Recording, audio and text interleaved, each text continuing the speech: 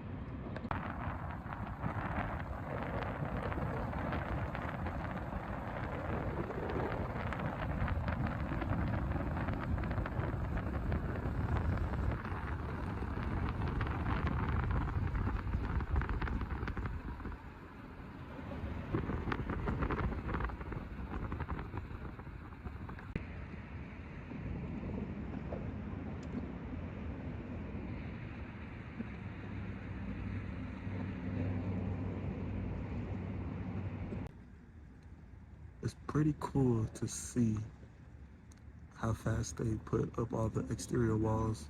It really was within like 2 days.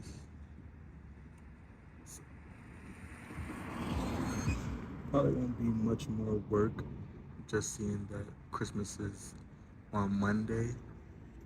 Today is Saturday, so they probably won't do any work on Sunday. So,